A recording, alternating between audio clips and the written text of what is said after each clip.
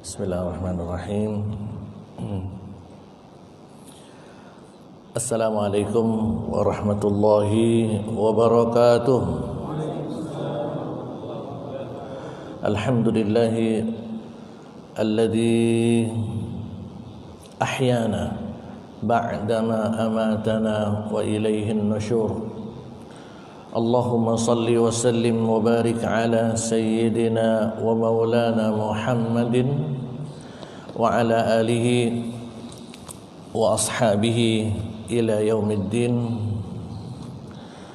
Subhanaka la ilma lana illa ma 'allamtana innaka antal alimul hakim. Allahumma arzuqna ilma warzuqna fahma wa amalan salihah wa rizqan halala wa qalban khashi'a wa lisanan dzakira. Bapak-bapak, ibu-ibu yang dimuliakan Allah, sebelum menjadi orang mukmin dan dimuliakan Allah setelah menjadi orang mukmin, yang mendapatkan kasih sayang Allah 2 kali lipat daripada orang-orang selain mukmin. Jadi yang pertama saya sampaikan, yang sudah dimuliakan Allah ketika menjadi atau sebelum jadi orang Islam, dan dimuliakan Allah lagi melebihi yang lainnya ketika sudah menjadi orang Islam. Jadi manusia itu, Bapak Ibu sekalian, laqad khalaqnal insana fi ahsani taqwim. Siapapun manusia, baik yang darah merah, darah biru, yang kulit putih, kulit hitam, coklat, abu-abu, semua manusia itu sudah diciptakan dalam keadaan yang ahsani taqwim, ciptaan yang sempurna. Kalau nggak percaya, sempurna mana kira-kira Bapak Ibu dengan monyet? Silahkan datang ke Ragunan, coba dilihat, dibanding-bandingkan potret sama gorila atau orang hutan, lebih sempurna mana kira-kira? Itu aspek fisiknya, fisikalnya, belum nanti aspek akal, yang memang manusia itu semuanya punya akal. Hanya orang-orang dungu, orang-orang dungu itu orang punya akal yang tidak digunakan kesempurnaannya. Maka Allah mengatakan orang dungu itu adalah ulaika kal an'am. Sangat indah Allah mendefinisikan orang yang tidak menggunakan akal sehatnya. Jadi orang kan Allah berikan potensi akal itu karena memang tidak diberikan kepada makhluk yang lain. Dan khalaqnal insana itu, kesempurnaan manusia itu pada akalnya. Ketika akal sehat tidak digunakan, ya, kita kan punya akal sehat, punya akal yang nggak sehat. Ketika kita melakukan sesuatu yang tidak sesuai dengan akal sehat kita, maka Allah mengatakan dungu. Dungunya seperti apa? Ulaika kal an'am. Apa itu an'am? An'am itu yang nanti pada hari raya Idul Adha kita potong. Orang-orang yang tidak menggunakan akal sehatnya, dia melakukan sesuatu dia nggak nalar, artinya harusnya begini, malah begitu. Ada nggak orang macam kayak gitu? Ada nggak, Bu? Ada, banyak. Udah jelas yang benar ini, nyari 1000 alasan mau mencari pembenaran itu. Maka orang Allah sebut seperti kambing, seperti sapi, seperti kebo. Berarti orang yang tidak menggunakan akal sehat itu kayak sapi. Ya, bahkan lebih parah daripada sapi, lebih jelek daripada kambing, lebih hina daripada kebo, daripada binatang. Kira-kira sapi itu dungu gak? Wajar sapi dungu. Kambing, dasar kambing goblok. Emang kambing. Tapi yang jadi masalah, Allah mengatakan balhum, ada yang hafal ayatnya? Balhum adall, ulaika kal an'ami balhum adall. Mereka itu seperti binatang-binatang ternak, bahkan mereka itu lebih hina daripada binatang. Masih mendingan, masih mulia binatang kebo daripada manusia yang tidak menggunakan akal sehatnya. Maka Allah mengatakan, lanjutan dari laqad khalaqnal insana fi ahsani taqwim tsumma radadnahu asfala safilin. Apal gak ayatnya? Tapi apakah kita tahu apa yang kita baca itu? Summa radat, dari ciptaan yang tertinggi menjadi ciptaan yang asfal. Asfal itu bahasa Arab. Aspal bahasa Arab itu. Aspal itu letaknya di kaki apa di kepala? Kaki. Kemudian Allah letakkan dari ciptaan yang mulia karena akal tidak digunakan, akal sehatnya nggak dipakai, yang dipakai akal yang nggak sehat, kedunguannya, maka Allah letakkan orang tersebut di aspal. Aspalnya pun safilin, aspal yang paling bawah lagi, yang paling, kalau masih ada yang di bawah, itu yang terendah, titik terendah dari aspal, dari yang terendah. Sampai sedemikian rupa Allah membuat manusia yang tidak waras. Tidak waras itu sebenarnya waras, tapi pura-pura dia. Nah, disinilah bahayanya orang-orang munafik ini. Sebenarnya orang-orang, rata-rata orang munafik itu ada yang dungunya dungu ringan, ada yang dungunya sedang, ada yang dungunya parah, berat. Orang munafik itu betul orang dungu sebenarnya. Karena dia, orang munafik itu tidak menggunakan akal sehat. Akal sehat. Sehat itu sebenarnya, manusia itu kan tahu diberikan oleh Allah petunjuk. Nah, ini petunjuk itu kan ini Al-Qur'an, ini petunjuk. Ini kamu manusia ini harus begini.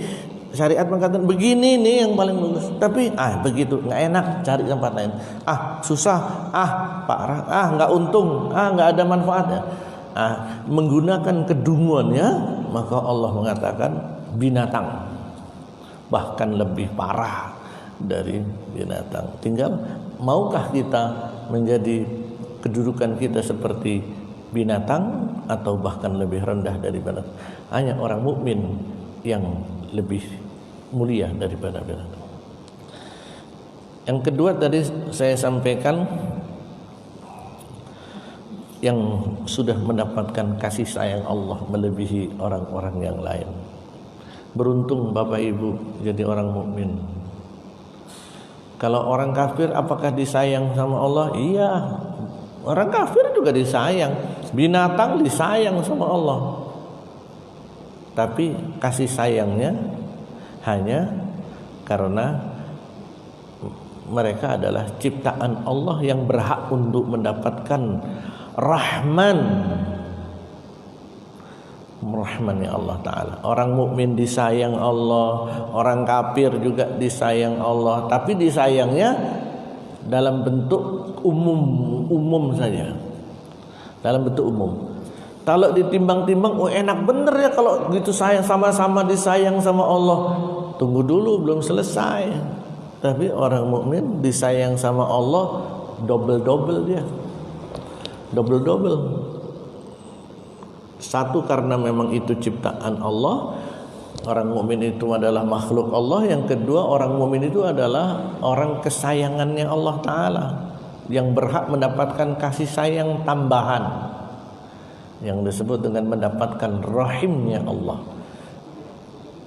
Rahman ya Rahim. Kalau yang mendapatkan dua-duanya ini kasih sayang, artinya bukan berarti beda, maksudnya bedanya yang maha pengasih lagi maha penyayang. Terus bedanya di mana? Jadi terjemahan bahasa Indonesia itu belum mampu menerjemahkan secara utuh dengan nama Allah yang maha pengasih lagi maha penyayang. Terus bedanya mana? Nah, disinilah Islam, orang yang ngerti bahasa Arab, dia sudah kalau Rahman itu kasih sayang Allah yang meliputi seluruh makhluk Allah Ta'ala. Seluruh makhluk Allah tanpa terkecuali berhak mendapatkan kasih sayang Allah.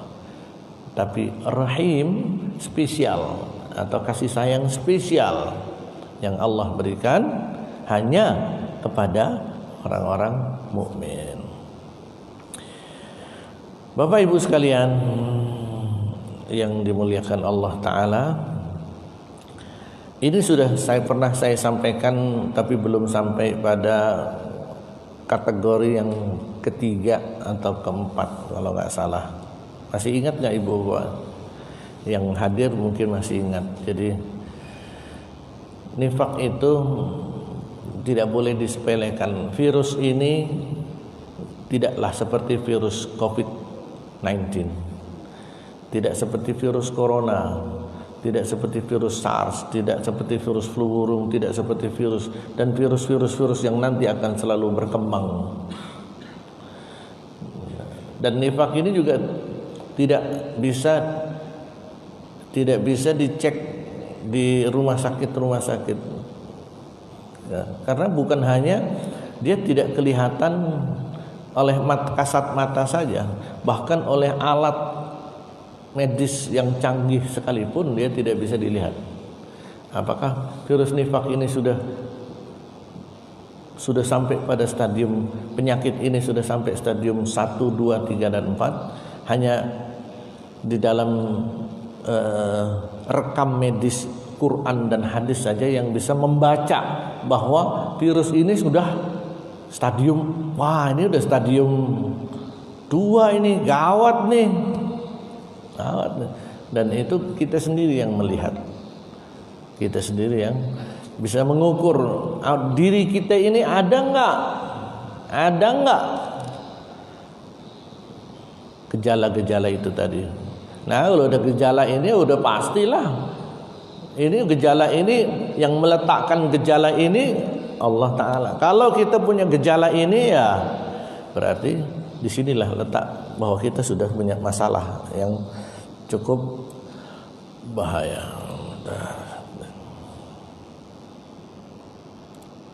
Baik.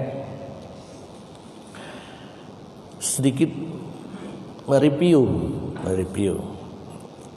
Jadi saking bahayanya virus ini, maka saya buat stadiumnya, risikonya. Ini sebenarnya ada satu kolom lagi risiko yang berdampak pada diri sendiri. Dampaknya pada diri sendiri, ada yang berdampak kepada orang lain, ada yang berdampak pada orang-orang kekasih Allah Ta'ala. Ini berbahaya. Ya. Yang pertama sudah jelas, yang gejala selalu mencari. Jadi kalau di dalam diri kita ini selalu mencari pembenaran. Jadi kita ini selalu mencari, beda ya, benar dan pembenaran. Beda sekali. Pembenaran itu ngeyel itu. Pembenaran itu sebenarnya dia tahu salah, sehingga ketika di hadapan Allah Ta'ala kita tidak bisa beralasan itu. Kenapa? Wa innal insana ala nafsihi basirah. Manusia itu sebenarnya udah tahu. Contoh benar salahnya. Orang yang ada di pengadilan, di sidang, apakah saudara tahu bahwa uang yang diberikan kepada saudara ini adalah terkait dengan kasus A? Nah, disinilah letak kejujuran. Atau kalau di dunia bisa saja saya tidak tahu. Mungkin orang juga percaya saya tidak tahu. Tapi Allah Subhanahu wa taala sudah mengatakan, wa innal insana ala nafsihi basirah. Enggak bisa lari kita. Dan sesungguhnya manusia itu tahu percis tentang dirinya sendiri. Apakah kita itu mengatakan sejujurnya, atau setengah jujur, atau tidak jujur? Tahu nggak kita? Tahu.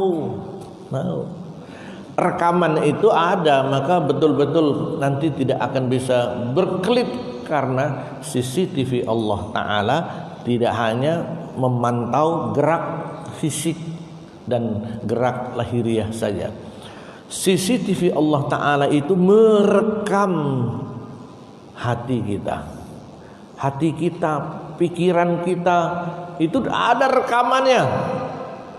Dan nanti akan kita saksikan apakah rekaman kita itu akan dibuka oleh Allah Ta'ala. Oh, itu canggih sekali Allah kalau sudah membuat rekaman itu.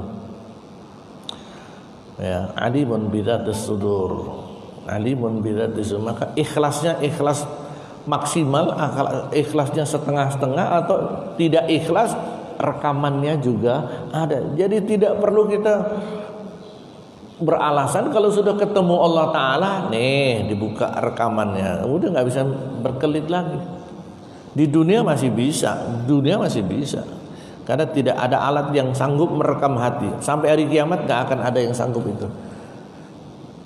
Hanya merekam jejak digital, jejak fisik saja, tapi hati nggak ada. Orang yang mencari pembenaran diri. Gejala, kalau gejala itu ada, maka kita seolah-olah, wah saya kan lagi sakit, saya kan lagi gak enak badan, saya kan, nah di sini letak selalu mencari pembenaran. Allah kan Maha Pengasih, Allah Maha Pengampun. Artinya dia tidak melakukan apa yang diperintahkan oleh Allah dengan dibuat 1000 alasan. Nggak usah ke masjid lah, sama aja. Kan lagi ada corona. Kan nggak boleh ke masjid. Nah, emang biasanya ke masjid, nggak pas kebetulan ada himbauan tidak ke masjid, seneng banget dia, dibuatlah alasan itu, dibuatlah. Yang biasanya nggak ibadah, malas. Kalau malasnya di sini, malas itu terjadi setiap saat, tapi malas itu sebenarnya karena semuanya bisa hilang karena kebiasaan. Tinggal tergantung kebiasaannya aja. Yang rajin saja kadang-kadang masih malas, apalagi yang nggak rajin, apalagi yang memang udah biasa malas. Kalau beramal pamrih ini ya, ukurannya tidak ikhlas. Zikirnya nggak banyak, zikirnya sangat sedikit sekali. Zikir lisannya sedikit, apalagi zikir hati. Walaupun tidak jauh, kalau begitu kita harus perbanyak zikir, betul. Tapi kewajiban-kewajiban yang lain juga perlu dilakukan. Jadi proporsional. Ada saatnya bekerja, ada saatnya berzikir, ada saatnya tilawah Quran, ada saatnya beramal sosial, ada saatnya, disitulah seimbang. Nah, kalau gejala ini ada, 1, 2, 3, 4 ini ada, maka segera dicari solusinya.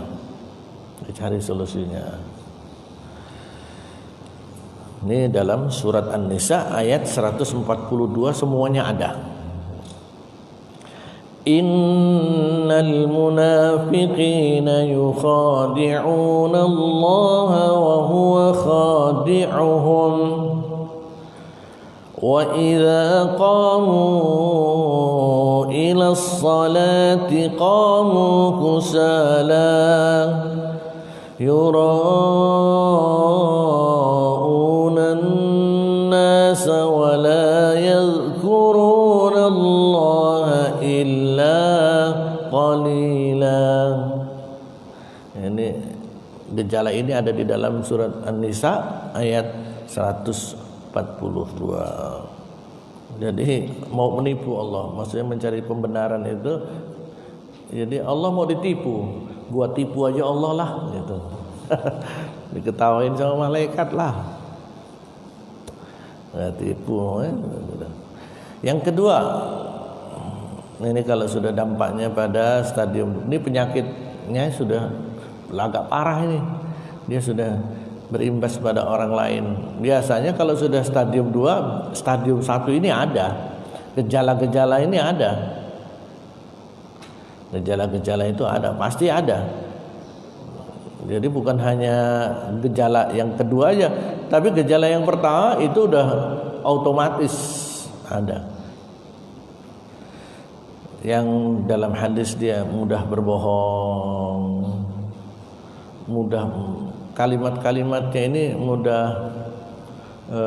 memfitnah. Di sini juga ada menggunjing, memfitnah.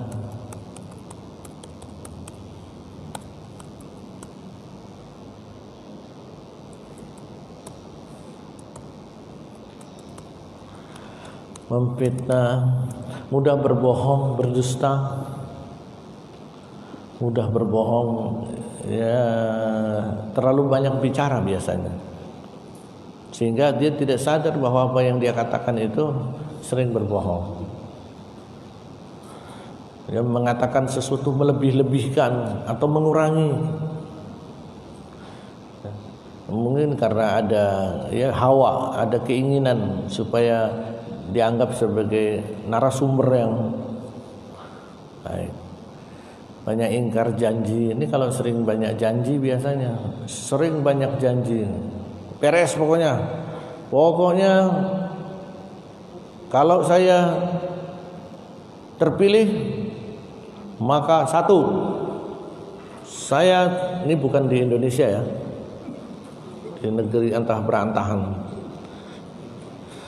pokoknya tidak boleh ada impor lagi. Kita harus ekspor terus. Nggak boleh ada impor gula, impor beras, impor daging, impor makanan, impor. Tidak ada lagi. Apaan itu impor-imporan? Kalau saya terpilih, semuanya gratis, kesehatan gratis, nggak bayar lagi, apalagi sampai dinaikkan. Lagi-lagi bukan di Indonesia. Indonesia mah baik. Kalau saya terpilih, bahan bakar kagak ada naik lagi. Kalau saya terpilih, pendidikan gratis semuanya, kesehatan langsung aja datang ke rumah sakit, saya sakit. Kalau saya terpilih, saya akan nggak perlu lagi pakai tenaga kerja asing, tenaga kerja Indonesia yang kita pakai. Kalau saya terpilih, kalau udah banyak jenis. Itulah yang membedakan antara pilkada dengan pilkabi. Apa bedanya? Sama-sama pilnya. Kalau pilkada, kalau sudah jadi lupa. Kalau udah pilkada, kalau sudah jadi lupa. Kalau pilkabi, kalau lupa jadi.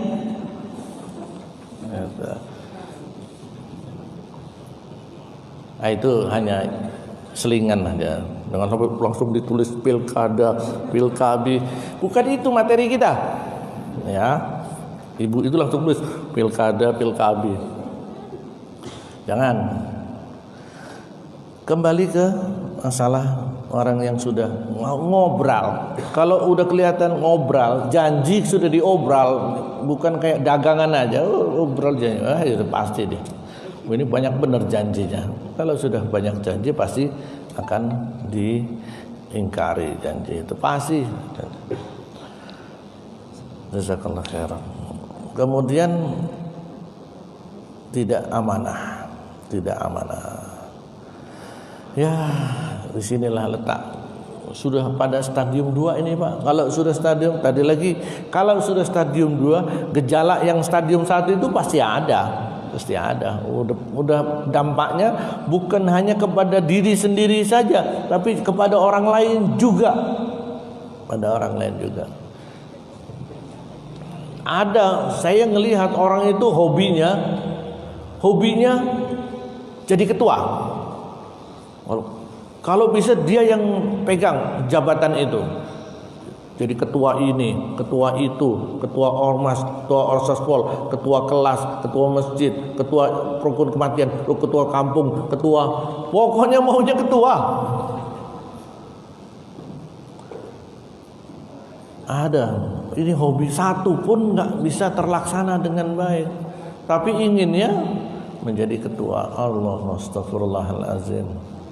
Ini yang memiliki hobi amanah itu, dan amanah itu akan dimintai pertanggungjawaban oleh Allah Ta'ala. Amanah itu tidak amanah. Jadi kita ini harus tahu. Coba nanti pulang ke rumah kita rekap lagi. Kita punya amanah apa saja, sebagai ketua apa saja, sebagai punya jabatan apa saja. Apakah itu di rumah tangga, apakah itu di masyarakat, apakah kita punya amanah jabatan di kantor, apakah kita punya amanah. Innal ahda kana mas'ula. Kullukum ra'in wa kullukum mas'ulun an ra'iyatih. Kita ini punya amanah semua. Baik, Ustaz, saya nggak punya amanah, Ustaz. Enggak, setiap manusia itu punya amanah. Paling tidak, Ustaz, saya ketua enggak, ketua RT enggak, ketua rumah tangga enggak, ketua masjid enggak, ketua kelas enggak, ketua organisasi enggak, ketua ini enggak. Enak kan Ustaz? Tidak. Kita ini punya amanah, punya rakyat. Kita ini pemimpin. Semua kita pemimpin. Terus rakyat saya mana Ustaz? Rakyat kita itu ini, tangan kita, kaki kita, mata kita, telinga kita, lisan kita. Itu rakyat kita. Dan kita yang ngatur. Kita mampu untuk mengendalikan, mengarahkan, mau melakukan apa saja, terserah kita. Dan kita akan dimintai, kau apakan, maka Allah akan memintai pertanggungjawaban.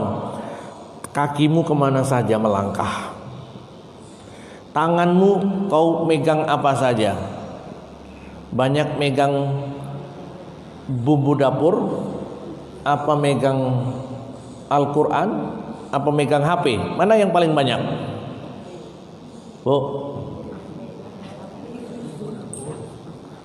Kira-kira yang paling lama megang apa?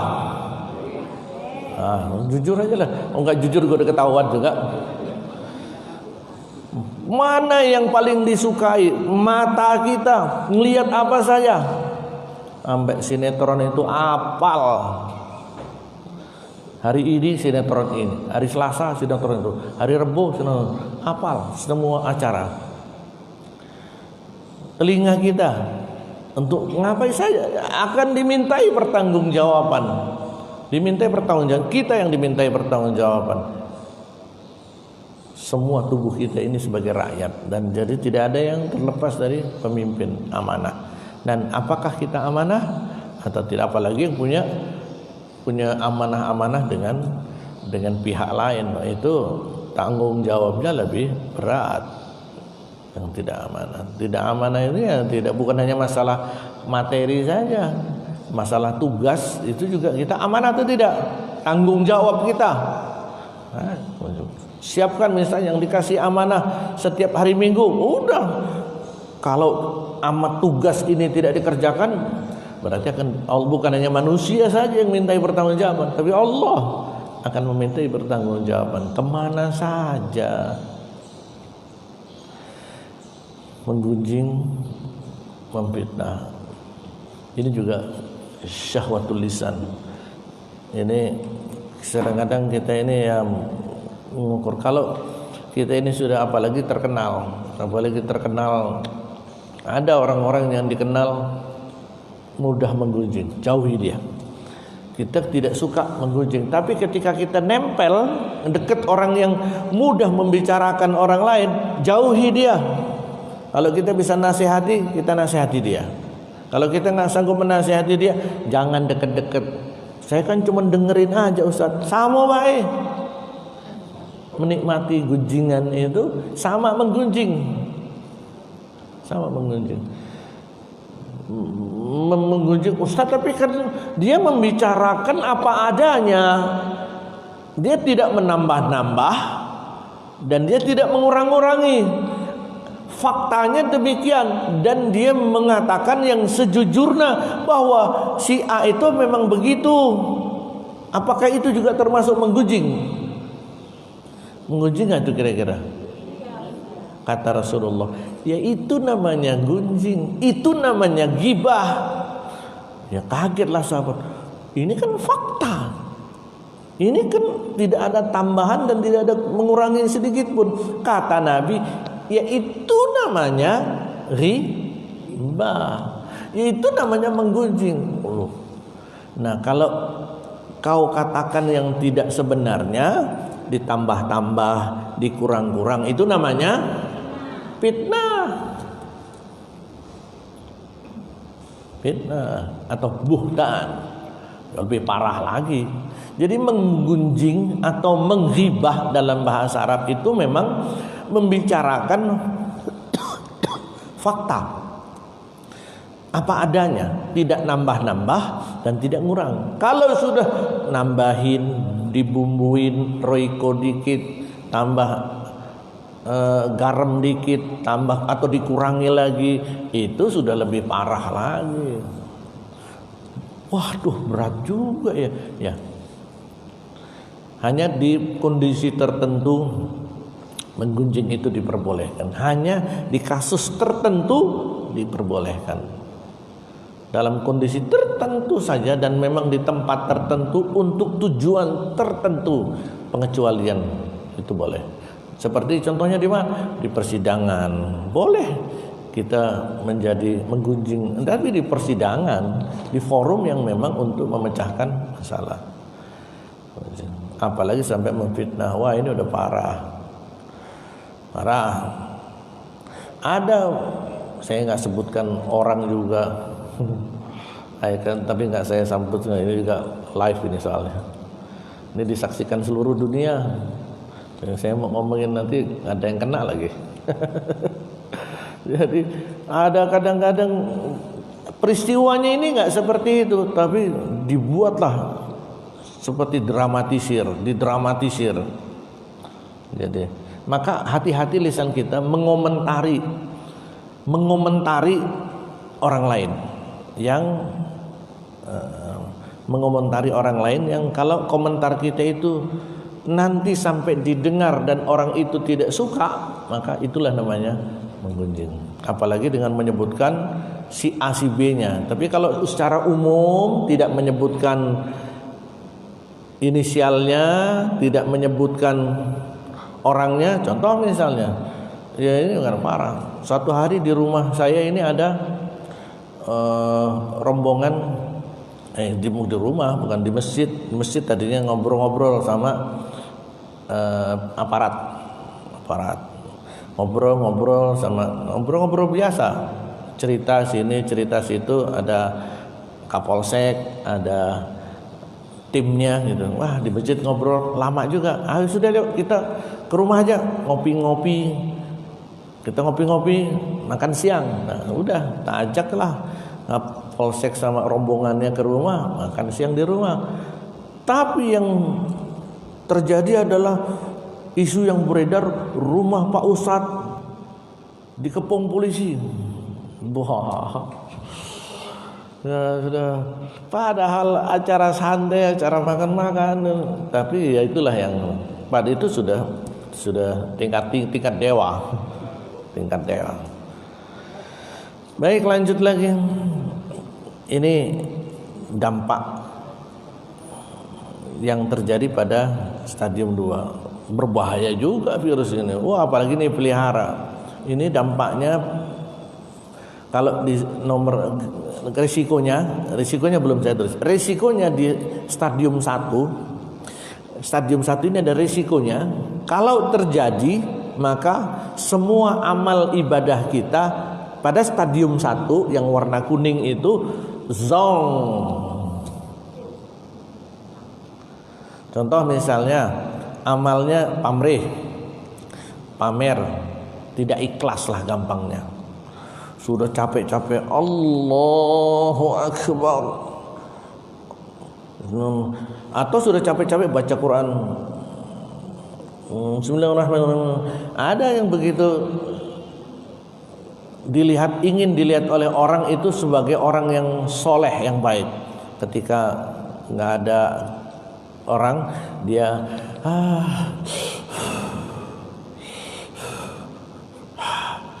isep buang.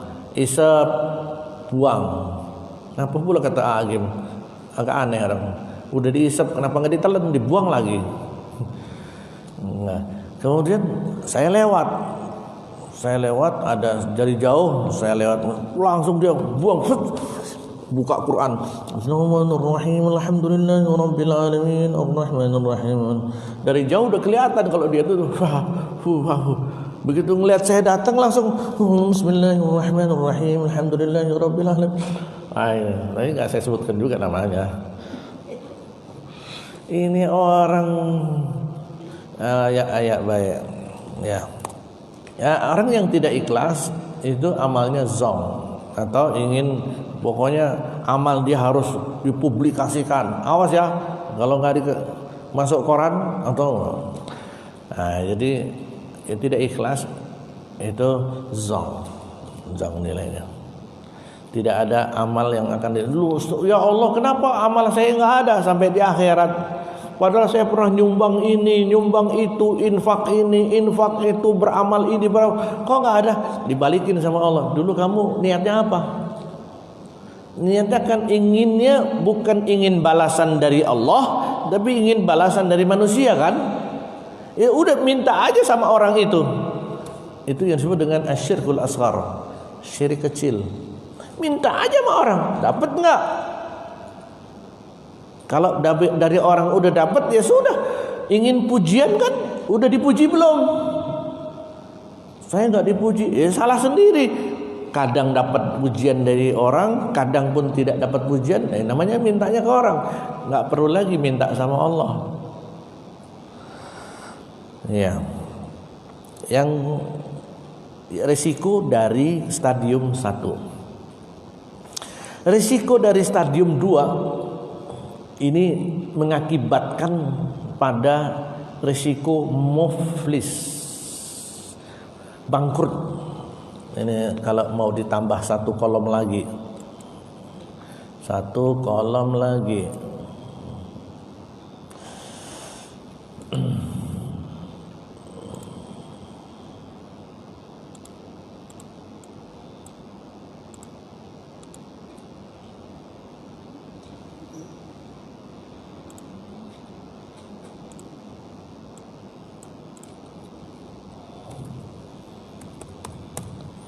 Kalau sini zong,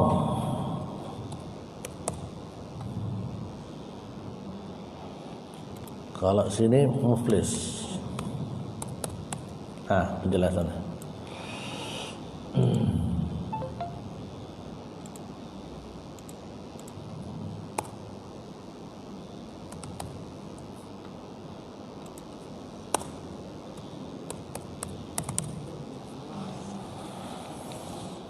Muflis itu ini aja deh, terjemahin langsung aja deh.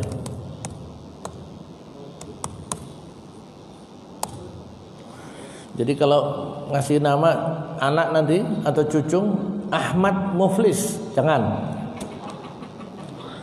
Itu kan bahasa Arab, di dalam hadis juga ada muflis. Kalau Ahmad Mukhlis bagus, tapi kalau Ahmad Muflis, Ahmad yang bangkrut. Jadi kalau di akhirat yang stadium 1 itu sering dipelihara, nggak segera diobati, amalnya kosong, karena tidak ada keikhlasan. Kalau yang kedua resikonya pada muflis, orang yang bangkrut nanti di akhirat. Siapakah orang yang bangkrut itu? Kata Nabi. Nabi bertanya kepada para sahabatnya. Ada yang tahu? Kata Nabi. Ini metode Nabi dalam menyampaikan informasi itu dengan menggunakan tanya jawab. Tahukah kalian siapakah orang-orang yang akan menjadi bangkrut nanti di akhirat? Kayaknya dia punya harta. Bangkrut itu kan punya aset, punya harta, kemudian pailit, habis hartanya plus utang-utang. Yang ada adalah utang. Harta habis ditambah dengan utang, itu namanya bangkrut. Kalau miskin nggak ada harta, nggak ada utang. Kalau miskin nggak ada harta, nggak punya harta tapi nggak punya utang. Tapi kalau namanya bangkrut, tadinya orang kaya, tadinya banyak harta, kemudian hartanya habis semuanya, plus punya utang. Utangnya nambah terus lagi. Itulah disebut dengan bangkrut. Hati-hati, Rasulullah sudah memberikan sebuah sinyal. Who is he? Who is them? Siapakah mereka itu? Orang yang bangkrut, kata Nabi, ketika sahabat tidak ada yang bisa menjawab, Nabi memberikan jawaban. Orang yang bangkrut di akhirat adalah orang yang, nah, nih, ya Ustadz dipikir, wah ini Ustadz ini mengada-ada ini.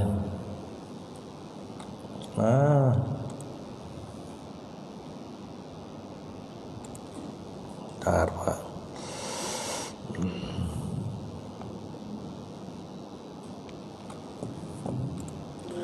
Jadi pada tingkat kerugian yang besar.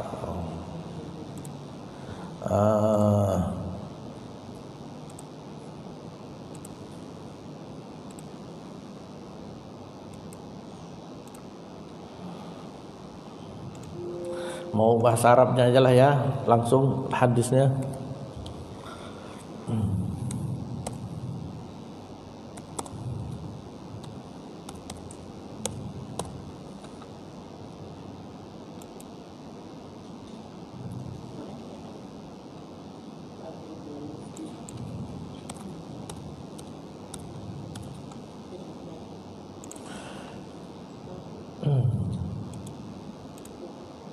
Atadruna manil muflis, kata Nabi, tahukah kalian siapakah orang muflis itu?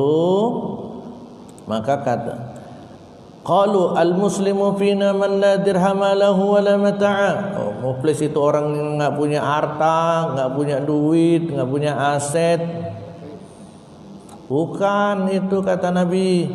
Yang namanya muflis itu adalah, nih dia,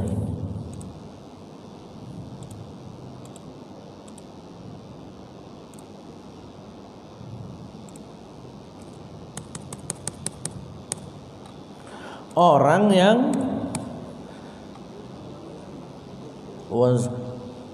al-muflisu min ummati man ya'ti yaumal qiyamati bi salatin wa siyamin. Yang namanya bangkrut itu dari umatku adalah orang yang datang nanti di hadapan Allah pada hari kiamat dengan salat yang banyak. Coba, wasiyamin, dan puasa wajib, puasa sunnah dilakukan semuanya.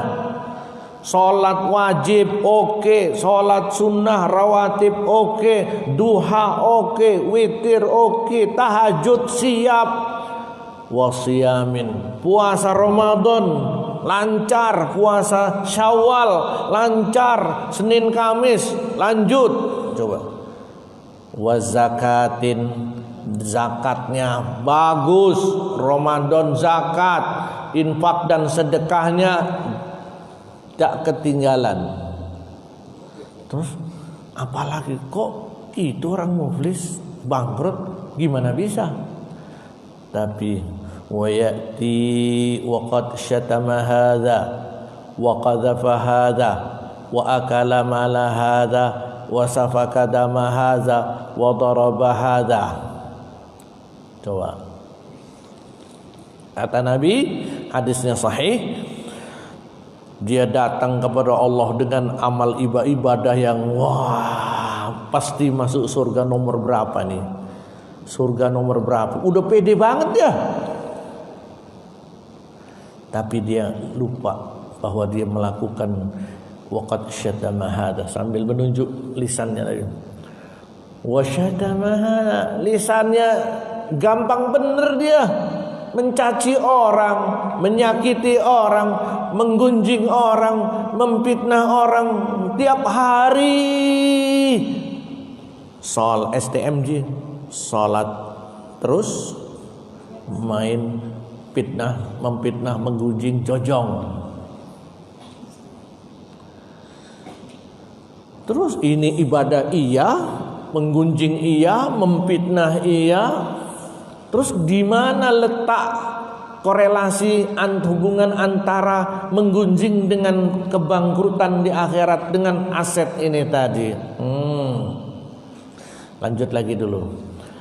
Wa qadhafa hadza, nuduh orang-orang yang baik dituduh yang bukan-bukan. Itu tukang ini tuh, tukang main itu, tukang zina itu. Gampang bener nunjuk-nunjuk, ngelihat enggak, mendengar pun katanya, percaya bener dengan katanya, tapi kan itu di WhatsApp iya, tiba-tiba pokoknya ada berita, percaya, sering percaya dengan hoax. Dengar baru katanya aja sudah langsung, wah itu memang itu, menuduh orang-orang yang baik melakukan tindakan keji dan jahat. Habib itu dasar Habib, dia nggak tahu, cuman ada berita yang sekarang itu, berita itu modifikasinya banyak benar. Percaya sama orang munafik, apalagi berita-berita dari orang-orang yang munafik, kafir, wah hancur-hancur disebarin. Dasar memang si ustadz ini, kiai ini, Habib ini. Nah udah. Wa qadhafa wa akala mala hadza, makan harta orang, harta yang bukan miliknya juga diambil. Harta dia diambil, bagian dia, tapi bagian orang juga diambil.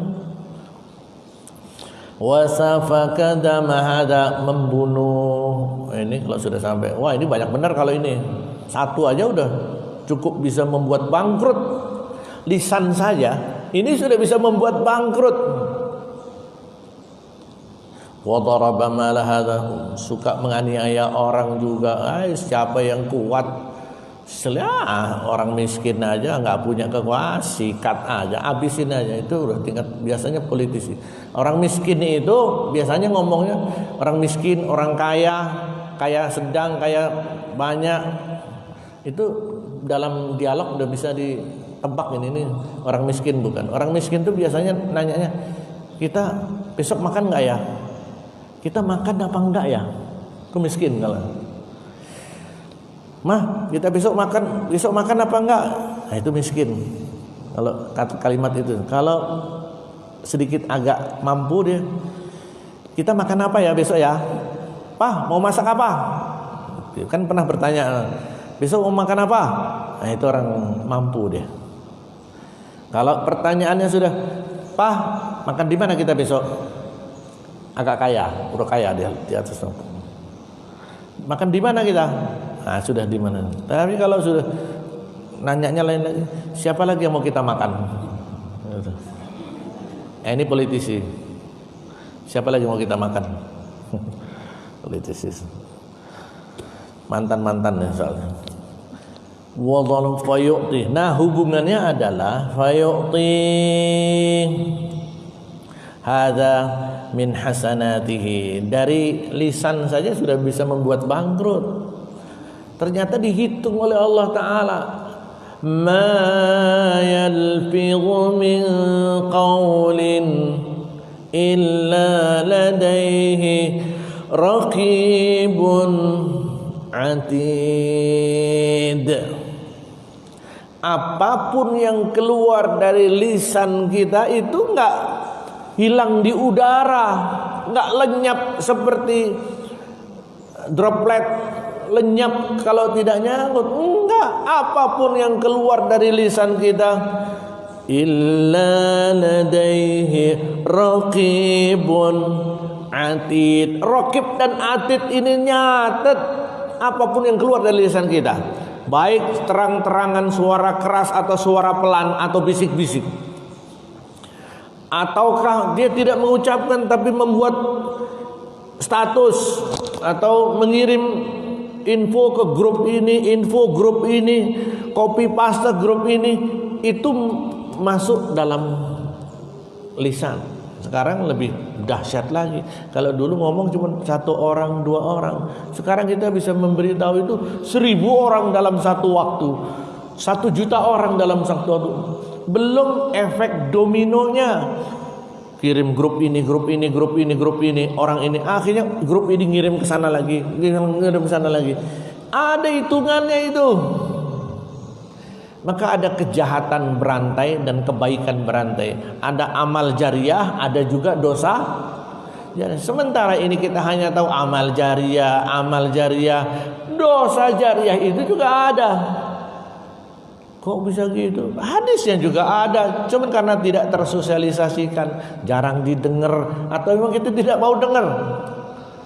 Man sanna fil islami sunnatan hasanatan falahu ajruha wa ajru man amila biha la yanqusu min ujurihi syai'un. Siapa yang berbuat baik, maka dia mendapatkan kebaikan dari apa yang dia lakukan, dan mendapatkan kebaikan dari apa yang orang lakukan gara-gara dia. Jadi ada pahala gara-gara. Ibu datang ke masjid Darul Fatah mendengarkan tausiah. Yuk kita ke masjid yuk. Nah, ibu berangkat ke masjid, bapak berangkat ke masjid, itu dapat pahala. Ngajak orang, yuk, siapa tahu nanti kita ada info baru, ada ilmu baru. Orang itu mau, bapak ibu dapat downline, multi level, dapat pahala berangkat, dan pahala orang itu yang mau berangkat double. Ngajak 1 dapat 1, ngajak 3 dapat 3. Dikalikan aja, tidak mengurangi pahala atau kebaikan orang yang diajak, dia tetap dapat.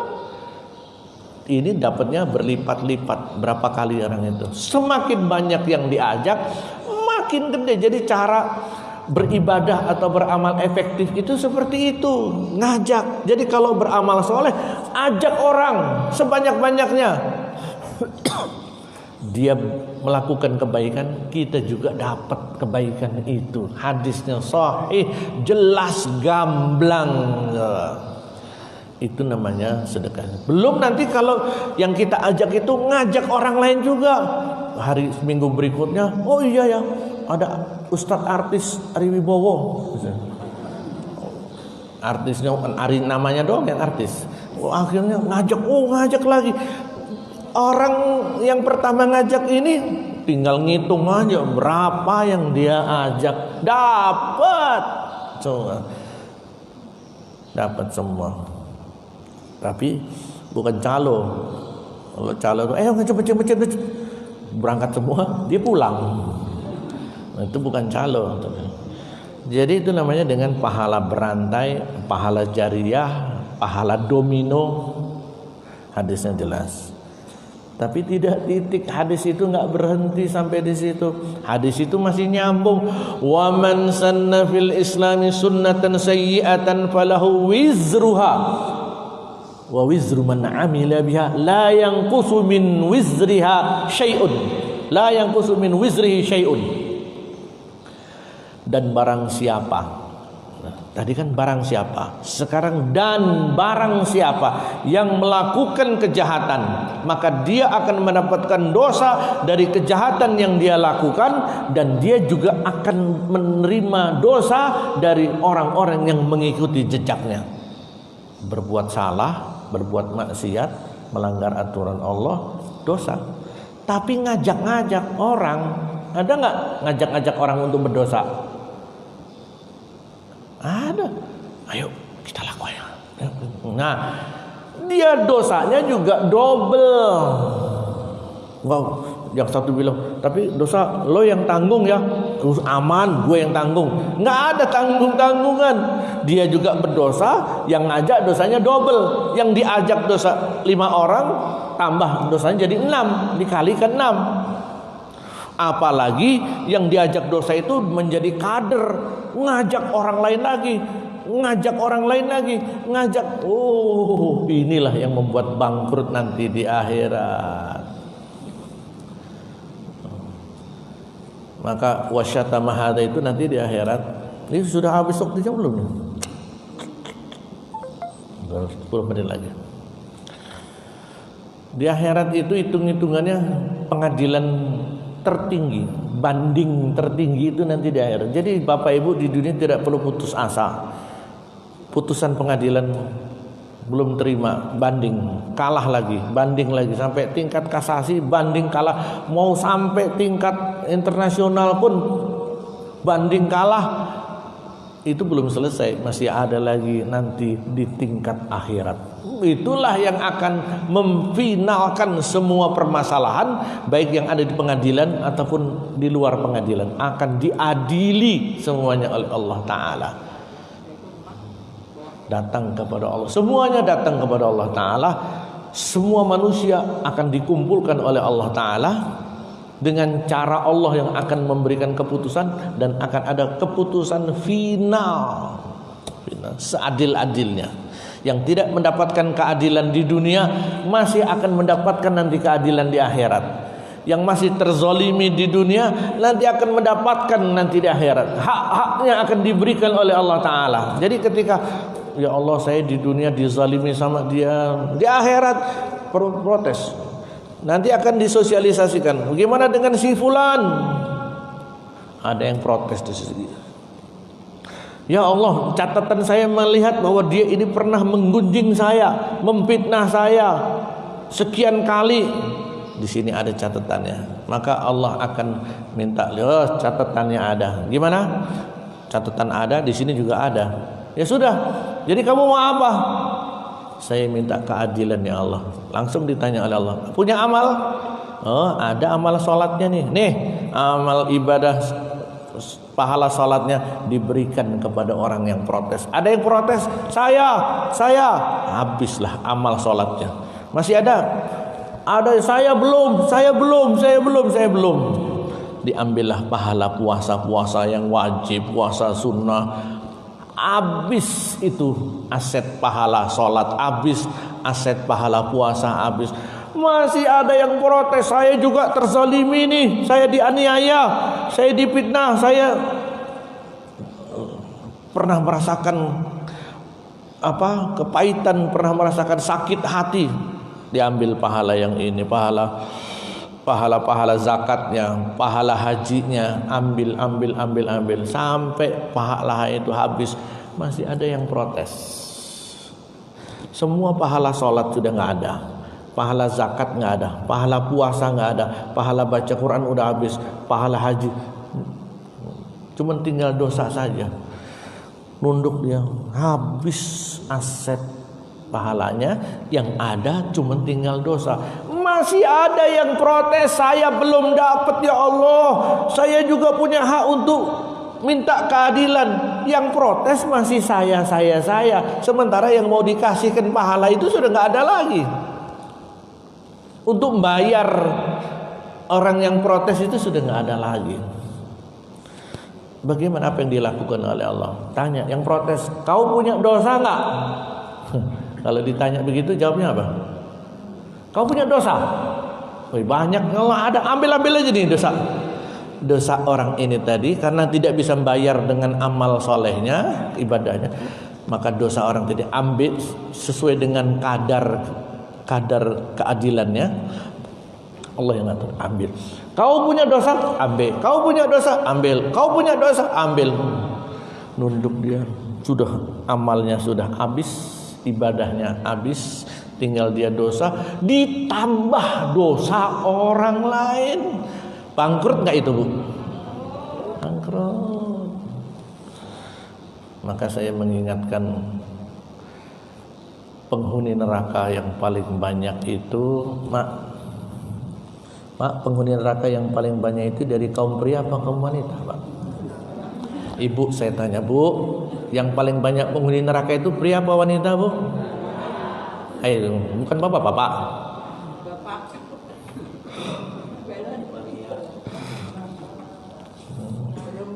Ya, kenapa? Tukthirnal asyirah, takfurnal la'na wa tukthirnal asyirah.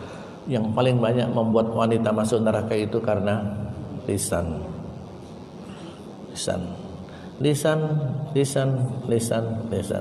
Kalau ada, bukan ibu-ibu di sini, dekat sana, dekat Unila sana. Kalau sudah ngumpul berdua, bertiga, sudah asik. Bukan ibu-ibu di sini. Paling cuma 1, 2, 3, 4. Banyak kan ini tuktirnal karena lisan itu akan mengurangi, menjadi kebangkrutan nanti di akhirat secara sadar atau tidak. Nah, itulah wahadza min hasanatihi fa in faniyat hasanatu, maka akan diberikan kebaikan-kebaikan, pahala-pahala dari kebaikannya. Fa in faniyat hasanatuhu, kalau kebaikan atau pahala itu sudah tidak ada lagi, habis, qabla an yuqda, sebelum ada putusan, alaihi akhadhan min khatayahum, maka akan diambil dosa orang-orang yang protes itu tadi, akan diberikan kepadanya, faturihat alaihi tsumma turiha finnar, kemudian habislah catatan dia. Begitu ditimbang amalnya, timbangannya sudah jomplang, zong pahala, kosong pahalanya, yang isi penuh dengan dosa yang dia lakukan dan dosa orang-orang yang ditimpakan kepadanya. Faturiha finnari tsumma turiha finnar. Ya udah, kalau sudah ditimbangannya begitu, udah cuci dulu, langsung jurusannya sudah turiha finnar, dilempar ke neraka. Udah, nggak pakai ngelewat jembatan sirat lagi, udah langsung jurusannya neraka. Bangkrut itulah. Oleh karena itu kita berhati-hati, dan ini juga berangkat dari penyakit atau virus nifak yang sudah sampai pada tingkat kedua. Ya Allah, ini baru kedua, kita masih udah habis lagi nih. Padahal ini yang ketiga ini sangat penting sekali nih. Cuman lagi-lagi insya Allah pada pertemuan berikutnya, kalau kita masih ketemu insya Allah, di 3 dan 4. Cuman di 3 ini aja kita. 3 ini sudah risikonya. 3 ini apa? Risikonya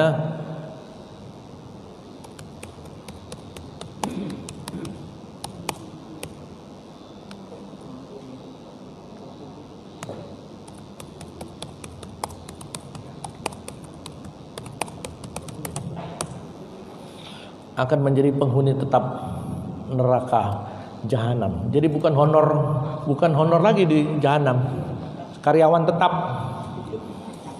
di jahanam.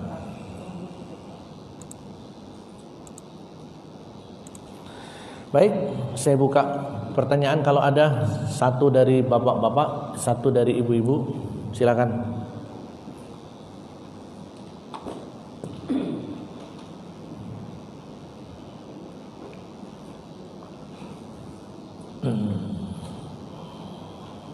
Ini kalau yang ketiga jarang sih, tapi nanti ini ada di Indonesia juga ada. Silakan Bu. Assalamualaikum warahmatullahi wabarakatuh. Waalaikumsalam warahmatullahi wabarakatuh. Saya mau nanya, penghuni tetap neraka itu orang yang bagaimana saja? Wah, ini untuk materi besok ini Bu. Insya Allah mudah-mudahan Ibu bisa hadir, bersama-sama kita akan melihat pegawai tetap di neraka dan pegawai tetap di surga. Insya Allah penghuni neraka dan surga. Tapi yang terkait dengan masalah ini saja. Nanti ada kaitannya dengan yang lain, tapi kita fokuskan di gara-gara virus nifak ini tadi. Satu lagi mungkin ya Pak, silakan Pak. Tadi katanya bangkrut, mungkin dari kesalahan kita sama orang atau bagaimana, kita salah satu obatnya dengan istighfar. Iya. Kalau kita bersalah sama seseorang atau orangnya tak ketawa lagi gimana? Iya. Baik, super sekali. Jadi betul memang kalau kesalahan kita kepada Allah cukup dengan bertaubat. Ibu, bapak, kita punya dosa kepada Allah, puasa, sholat, ibadah, kita istighfar. Melanggar aturan Allah Ta'ala, istighfar, taubat kepada Allah Ta'ala, taubatan nasuha. Yang ada syaratnya. Yang pertama, syaratnya taubat itu ada 3. Kalau terkait hubungan dengan hablum minallah, yang pertama an-nadam, yang kedua al-iqla', yang ketiga al-azm. Yang pertama itu nyesel. Jadi yang namanya taubat itu nyesel Pak, Bu. Ya Allah, nyesel saya, kenapa saya melakukan itu. Ini kalau belum nyesel, itu masih tobat sambel. Ampun, tobat. Hari itu. Besok makan lagi. Nah, mana sambalnya ini? Enggak ada. Gitu. Tobat. Nah, sambal itu namanya. Nyesel. Jadi kalau enggak nyesel, belum dikategorikan untuk taubat. Ada penyesalan dia. Kemudian ada al-iqla'. Yang kedua adalah berhenti dari melakukan. Stop, udah jangan lagi. Kalau nambah lagi itu taubatnya belum, ya masih belum serius, belum nasuha. Berhenti, berusaha untuk berhenti. Yang ketiga al-azmu. Nah ini yang tekad, ada ditambah dengan bukan berhenti saja, bukan tidak mengulangi lagi saja, tapi ada tekad. Dan ini pekerjaan, tiga-tiganya ini pekerjaan hati, bukan astagfirullah itu bukan taubat. Begitu melihat ada sesuatu yang menarik, astagfirullah melotot mulu dah. Itu bukan bibir, tapi taubat itu pekerjaan hati. Tiga-tiganya ini menyesal, nggak melakukan lagi, kemudian punya tekad yang kuat untuk berusaha meninggalkan itu namanya taubat. Dan Allah akan ampuni, insya Allah dengan taubatan nasuha. Nah terkait dengan manusia sekarang, itu ada 4, yang keempat. Harus ada syarat keempat, ditambah dengan clear dan clean, namanya al-bara'ah.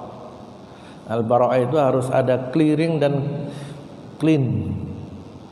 Usaha untuk udah clear belum nih? Clear belum itu sudah sama-sama 0-0, saling memaafkan atau minta maaf. Kalau terkait dengan yang abstrak, menggunjing, memfitnah, minta maaf ya. Kalau saya punya salah, ya mungkin nggak usah disebutkin lah kesalahan kamu, kebanyakan salahnya. Minta maaf ya kesalahan itu. Ikhlas nggak? Mudah-mudahan dimaafkan. Tapi kalau terkait dengan itu clearnya kalau terkait dengan materi, kalau punya utang, ya nggak cukup minta maaf ya saya punya utang ya, nggak cukup. Harus ada penyelesaian. Cleannya minta maaf, clearnya penyelesaian masalah materi. Kalau nggak selesai akan terus dimintai pertanggungjawaban. Ini yang jadi masalah, orangnya sudah tidak ada, bahkan orangnya sudah meninggal dunia, bahkan orangnya sudah tidak ketahuan lagi. Nah ini kalau terkait dengan harta masih bisa Clear dan clean. Terkait dengan manusia ini memang harus dua ini. Clearnya juga. Kalau cleannya minta maaf sama Allah, ya Allah, kalau sudah minta maaf kepada orang yang sudah tidak ada lagi, meninggal dunia. Tapi kalau terkait dengan harta masih ada hitung-hitungannya. Clearnya ini. Orangnya sudah meninggal dunia, ya harus dihitung. Ngitungnya bagaimana, kita udah nggak tahu lagi. Contoh misalnya waktu sekolah SMP dulu, SMA, makan gorengan simbok itu, makan tahu goreng 5, ngomongnya berapa? Berapa Pak? Pengalaman tuh 2. Bu, Bude 2, yang dimakan 3. Dan itu tiap hari. Karena cuma saya sendiri. Siapa bilang semua kawan-kawan gitu kayaknya semuanya. Sekian ratus orang, pantesan Bude Simbok yang ada di sekolah itu nggak bisa kaya. Nggak bisa kaya. Tapi dia memaklumi, ikhlas. Dia tahu, dia bukannya mereka, dia nggak tahu. Ini suka ngemplang ini suka. Tapi dia tahu, dia tidak menuntut, hanya ingin beramal saleh. Tapi dihitung nanti di akhirat. Tahu goreng, pisang goreng, bakwan goreng itu dihitung dan harus clear. Tapi kan udah meninggal dunia Ustaz. Jadi kita tinggal ngitung sekarang, kita punya uang dulu tahu makan tahu berapa nih? Sehari ngemplang 2 kali setahun 300 hari. Berarti udah 600 gorengan 1 tahun. Kalau 3 tahun 600 kali 3 900 gorengan. Genepin aja 1000 gorengan dah gitu. Gorengan. Tapi kan dulu harganya murah Tat, cuma 10 perak. Jangan dihitung harga dulu. Harga bayarnya sekarang, hitungnya harga sekarang. Sekarang berapa? 1000. Ya 1000 kali 1000, 1 juta. Gede amat. Ya kan harganya sekarang, bayarnya sekarang. Kalau bisa dilebihkan 1 juta misalnya, atau dikasih 2 juta. Kok kita bayar kemana? Kan udah meninggal dunia. Masih ada cara. Ada punya anak nggak? Cari nih anaknya. Kalau dia punya anak, masukin amplop 2 juta rupiah, datang pulang kampung kasihkan ke anaknya. Ini anaknya Bude yang dulu pernah di ini ya. Oh iya saya anaknya, kasih dia. Ini uang apa ini? Pokoknya ini rezekinya Simbok. Nggak usah ngomong ini utang saya dulu bakwan. Jangan. Cukup masuk ini rezekinya almarhumah. Saya lupa menyampaikan. Kasih aja. Oh iya, terserah dia, udah selesai hitungannya. Karena dia ahli warisnya. Ya. Udah nggak ada Pak Ustadz. Orang yang meninggal, anaknya sudah nggak ketahuan lagi. Masih ada cara yang lain. 2 juta rupiah masukin amplop, infakkan kemana terserah ibu. Kalau kenalnya ke Darul Fatah, silakan. Ini ada infak dalam hati, ya Allah ini utang saya untuk Simbok itu, tolong catat. Kira-kira Allah akan mencatat, meleset nggak kira-kira catatan malaikat? Nggak ngeleset. Nanti di akhirat uang itu kan dikasih ke Simbok. Begitu catatan Simbok dari ibu ada 1000 gorengan, udah dibayar di dunia. Daripada nanti ngebayarnya di akhirat, pilih mana? Bayar dunia atau di akhirat? Bayar di akhirat pakai sholat tadi, pahala sholatnya, pahala zakatnya. Daripada dibayar nanti, mendingan dibayar sekarang.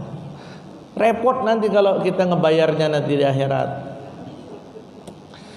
Jadi ditambah juga, plus ditambah lagi didoakan. Jadi selain finansial didoakan, itu sudah lebih-lebih itu nanti insya Allah. Jadi kalau orangnya sudah nggak ketahuan, bagaimana cara minta maafnya? Ya dengan cara kita mendoakan yang bersangkutan. Ya Allah, mudah-mudahan kita punya salah nih.